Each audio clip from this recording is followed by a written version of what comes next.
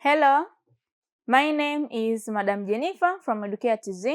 Welcome, my lovely Form 4 students to Educare Media. And in our today's session, we are going to solve the Biology Paper 1 for the year 2010. We are going to see a series of the questions that has been constructed in these particular papers. Also, I'm going to teach you on how to provide the correct response pertaining the asked question, so as to ensure that you get all the awarded marks to the particular question. Now, today's question is question number 12 for the year 2010, and the question states that the brain is the largest portion of the nervous system and very important for controlling activities in the body. With the aid of the diagram, describe the function of the different parts of the human brain. Explain why only humans are said to be intelligent. My lovely Form 4 students, before we answer the question, first of all, we have to see the instruction which has been given in this particular question. First of all, you have been given that you have to use the condition is the use of the diagram. By using the diagram, describe the function of different parts of the brain and explain why only humans are said to be intelligent. So here are two questions within the one question, called two parts. By the use of the diagram, you have to describe. You have to explain. After explaining, then you draw, and after that, and you explain the function of the different parts of the human brain. Also, you have to explain why the human being are said to be more intelligent. My lovely Form 4 student, this is one of the very simplest questions. And in order to tackle it, you are needed to have a deep understanding in the topic of the coordination. I have taught it in Educare Media. In case kama bado hujasoma, you're mostly welcome. Just subscribe and start the topic of the coordination for Form 3. You are going to see a lot of the knowledge and competence which will enable you and will liberate you and equip you with various biological knowledge. Since this is biology, you study something that is really and happening in your daily life. So, in order to answer this question, one needs to have a deep understanding in the topic of the coordination, especially in the central nervous system, on the nervous system in the human being, or human coordinated system is where this question has been derived. We have seen in a session of the coordination that the nervous system is made up of two types, the central nervous system as well as the peripheral nervous system. Once you talk on the central nervous system, this is made up of brain as well as the spinal cord, where the spinal cord acts as the signal pathway for transmitting the impulses to the central nervous system, and it's taking the interpreted information from the central nervous system or from the brain to the effector organs, so to ensure that organism take an coordinated response pertaining to interpreted detected stimulus. Also, the brain, this is the one which receive, interpret, store, and give a correct response, which enable an organism to become aware of their surrounding detected stimulus. So the main purpose of the coordination, we see that the main purpose is to provide the coordinated movement and coordinated function of different parts of the body. So this question has been derived from this part of the central nervous system, where the central nervous system is made of the brain. So the question has been going directly into the brain, where the brain was discussed that the brain is made up of three main parts. There is forebrain, midbrain, and the hindbrain. So we are going to see this part of the brain, also other components which are found within the brain, like hypothalamus, pituitary, and cranial nerves. Welcome. So, as you see, this question has been derived in this session on this concept of the central nervous system. Now let us pass a little bit so that you can be aware on how to answer the question. Once we talk on the central nervous system is the part of the nervous system consisting of the primary brain and the spinal cord. So these are the major components which made up the central nervous system. And the brain now, the central nervous system is namely because it integrates the received information, coordinates and influence the activities of all parts of the body, and that's why it is center. So all activity depend on it. Also, the central nervous system analyzes the impulses received and determine what action should be taken in response to stimuli. The spinal cord has another functional component of the central nervous system. They serve as impulse conduction pathway. The spinal cord serves an impulse conduction pathway, and the nerve impulse transmitted by the spinal nerve are relayed to the brain. So these nerve impulses, which are transmitted through the spinal cord, tend to be relayed to the brain, where they are interpreted and they provide the correct response, which also are passing through the spinal cord to the effectors organ. So the nerve impulse from the brain are sent to the spinal cord, and impulses are transmitted to the effectors organ, and the organism take a coordinated movement in response to detected stimulus. So now let us see the brain as our point of the interest today. The brain, this is a specialized organ that is responsible for thinking. That's why I say that all voluntary activity, meaning that involve the activity of thinking.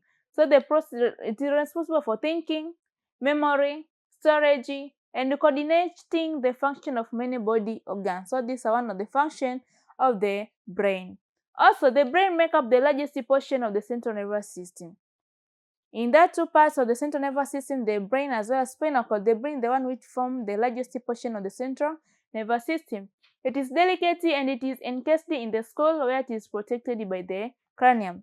The brain is protected by the skeleton, which is known as the skull, and it is held in place by this cranial nerve and is found within the cranium. And in the cranium, where there is meninges, where the brain is also in the system of membrane, which causes the meninges.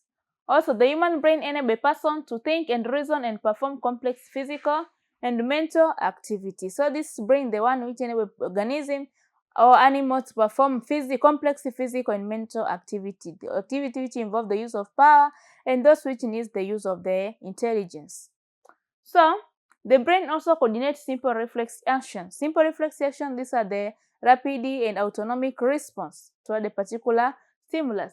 So a reflex action is a rapid and automatic response to stimulus. So it enables organism to take a response to those incidental stimulus to ensure that they provide a coordinated movement, also to protect an organism from danger. Also, generally, the function of the brain includes the receiving impulses from all sensory organs of the body. Once we talk on the sensory organ of the body, here we include all the sense organs. We know that we have 5 main sense organs. We have the nose, mouth, tongue, eyes, as well as the ear. Also, it is interpreting the message, sending of motor impulses to the glands and muscle, and storing the information. Also, the brain is also associated with various stimuli from various sense organs. Tend to associate with various stimuli from various sense organs, as I already mentioned. So, the association center and motor areas coordinate body activity so that the mechanical and chemical action of the body work efficiently. Once we talk on the sensory and the motor areas, we have already discussed them into the concept of the neuron at the topic of the coordination. Please follow it so that you can know what is meant by the sensory. But when it's on the sensory, these all sensory organs, these are the one which detect the stimuli and convert them to the nerve impulse toward the brain for the interpretation. And the motor, these are the one which carry the correct response from the brain towards the effectors organ, so as to provide a coordinated movement or coordinated response to regarding to detected stimuli. Also, the mammal's brain consists of the 3 main parts: the forebrain, the middle brain, and the hind brain. By starting with the first part of the brain, which is the forebrain, ambao ni ubongo wa mbele. So, the forebrain, this is the anterior part of the brain. It is composed of the olfactory lobes which are connected with the smell. So, hapa sasa tunaweza kujibu swali letu. Tunaambia kwamba by the use of the diagram describe the function of the part of the brain. So, these are one of the, tumesema kwamba the brain is made up of 3 parts, ambao kuna forebrain, middle brain pamoja na hind brain. Vile vile kuna kuwepo na other components which are found or situated within the brain. Tukianza na first one ambayo ni the forebrain, sema kwamba yenyewe ni anterior part of the brain na inakuwa imecomposed of the olfactory lobes. Olfactory lobes, these are the one which are responsible for the smell.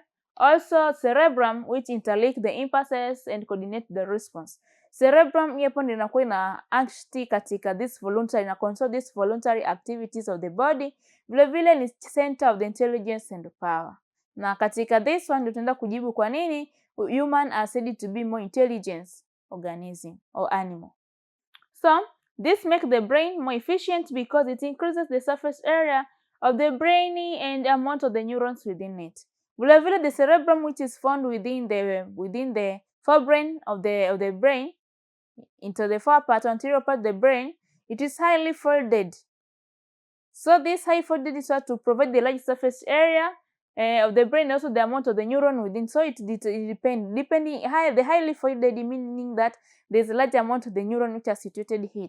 And the function of the neurons, we know that these are the functional and structural unit of the central nervous system. Their function is to transmit the impulses to the brain for the interpretation, also to carry these impulses to the effectors organ. So the cerebrum is the largest portion of the brain. It is divided into two halves, and these halves are called hemisphere. So there is right and left cerebral hemisphere. Also, the two hemispheres are connected by nerve fiber and are in constant communication with each other. So these two halves of these two hemispheres are connected to each other by nerve fiber, and they are in constant communication with each other. Also, the outer portion is gray in color. The outer portion of the cerebrum is gray in color. This is due to the concentration of the cell body. So this is due to the concentration of the cell bodies of the nerve cell of the neurons, and it is called gray matter. Katika structure ya spinal cord tunaweza kuangalia kwamba spinal cord is made up of two regions, ambapo kuna gray, inner one ni gray, afu outer ni white, outer ni white, ambapo tunasema the inner one ni gray kwa sababu inakuwa made up due to the concentration of the cell body of the neuron, lakini the outer region ni white due to the concentration of this schwann cell ambayo inasaidia katika synthesis of the myelin sheath, ambayo inasaidia katika insulation of the neuron so as to increase the rate of the transmission of the nerve impulse of the axon. So the cerebrum control all voluntary activities of the body. So all voluntary activities that involve the thinking, experience and learning are controlled by the cerebrum. Also, it is responsible for speech, like talking, speech like here I'm talking and I'm teaching. This is all about the role of the cerebrum. So speech, language acquisition. So this is one of the functions of the cerebrum. Also reasoning, memory, decision making, behavior, and imagination. Also, the cerebrum control activities such as running, walking, eating, as well as playing. So these are you can't play without having the experience. You have to learn. Okay, eating. You can't be forced to eat. Na vile vile ufundishwe kula. Yani it's just lazima from the experience ndio mtoto anavolelewa anakuwa anafundishwa namna ya kula. He learn from the experience. Na vile vile walking, kutembea, eating, running. So these are the voluntary activity. Also, it is also the center of the intelligence and power. Also, the cerebrum is the center of the intelligence and power. And the cerebrum is extremely active in human compared to other animal, and thus human are most imaginative animal and are said to be most intelligent organism. So mpaka hapo unaona kwamba last question ambayo tunaliambia kwamba to explain why the human being are said to be more intelligent, tayari linakuwa limejibiwa. The second part of the brain ni middle brain, ambayo ndio bongo wa kati, and this middle brain is the smallest part of the brain that's connected the inner brain with the forebrain. And the optic lobe, these are the optic lobe which are responsible for carrying the image to the central nervous system, to the brain for us to be interpreted. So the optic lobe are found between the forebrain and the hindu brain. And the function of the middle brain is to convey information between the forebrain and the middle brain. So it functions like the relay. So it tends to interlink or a connector between the forebrain and the middle brain. So the optic lobes convey the information between the forebrain and the hindu brain, information concerning the visual. So optic nerve link the brain and eyes originate from this region. So these optic nerve are the one which are originated from the part of the middle brain. Also, the another part of the brain, the hindu brain, ambayo ndio bongo wa nyuma. Once we talk on the hindu brain now, the hindu brain is composed of the cerebrum pamoja na medulla oblongata. Cerebrum and medulla oblongata. Cerebrum sana sana kazi yake ni katika maintenance of the balance and posture while walking in different form of the movement. Lakini medulla oblongata be concerned with the coordination of the involuntary activity like breathing, digestion, and so forth. We are going to see them. So the cerebrum, this is concerned with the balance and the posture. Take an example, kwa unazunguka, mkisimama unaweza kusikia kizunguzungu. Kitu gani ambacho inasaidia katika maintenance of the balance? Kuna kuwepo na this cerebellum, ambao within them kuna kuwepo na fluid ambayo inasaidia katika maintenance of the balance. So it will receive the impulses from skeletal muscle, tendons, and the inner ear. So the cerebrum is tend to receive the impulses from the skeletal muscle, which are responsible for the movement, variety form of the movement and locomotion. The tendons, one of the component of the skeleton, which tend to join muscles to bones. Also the inner ear which is responsible for the balancing, because it contains that endoleaf, cochlea, and the perileaf, which are responsible for the balancing. So this cerebrum tends to receive these impulses from this particular part of the body, like inner ear, through the auditory nerves. Also, these impulses are relayed to the forebrain, where they are processed. So this information first of all are relayed to the forebrain, then they pass through the midbrain towards the hindbrain, where there is the cerebrum for the maintenance and the posture. Also, the cerebrum also receives the impulses from the organ in the inner ear and from the strength joint as well as the muscles. Also, the medulla oblongata is the most posterior part of the brain, or this form the hindbrain or part of the brain, and it controls voluntary and reflective activities such as breathing, heartbeat, digestion, dilation and constriction of the blood vessels, secretion of juices from glands and temperature regulation. So hii hapa yenyewe inasaidia katika controlling of this involuntary activity. The activity that does not involve the use of thinking or reasoning. They tend to control this activity, which does not, sio lazima kwa mfano digestion, the dilation of a concentration of the blood vessel of the body in response to different temperature condition. Vile vile katika heartbeat, mapigo ya moyo ya binadamu yakisimama ni kwa sababu maybe amededi, lakini kwa wale watu ambao ida wana pressure, mtu kapata mshtuko, unaona heartbeat inaongezeka, you can't control it.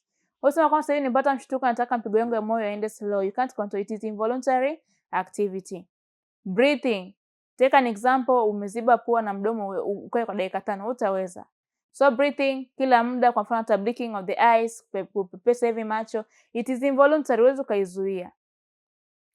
Vile vile, in addition, during the period of emotional stress, impulses travel from the cerebrum to the medulla, causing increased sweating, heartbeat pamoja na breathing. Kwa mfano watu ambao wanakuwa na mawazo sana, in case impulses ishabi detected kwamba huyu mtu ana mawazo, emotional stress, impulses are transmitted from the forebrain kuja katika cerebrum, katika medulla oblongata kwa ajili ya ambayo inapelekea the increase of the sweating as well as a result of the response of the body for cooling of the body. Vile vile kuongezeka kwa mapigo ya moyo, either mtu kapata mshtuko, kapata taarifa ambayo ana mawazo. Vile vile mtu unakuta mwingine hadi unakuta mtu apata shock, hadi anapata shida ya kupumua, mwingine hadi wanazimia. Another components which are found katika brain ni cranial nerves. Najua kwamba the brain ipo katika cranium and it is situated or housed katika meninges. So these cranial nerves are the one which tend to hold the head or the brain to the neck, kuweza kuisaidia kuweza kuensure kwamba ipo katika upright position au katika sehemu iliyo sahihi. So the cranial nerves are pair of the nerves which connect the brain to different parts of the head, neck as well as the trunk. And there are different kind of the cranial nerves depending on the function.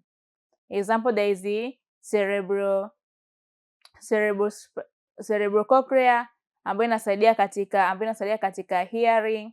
Kuna optic nerve ambayo inasaidia katika vision, kuna auditory.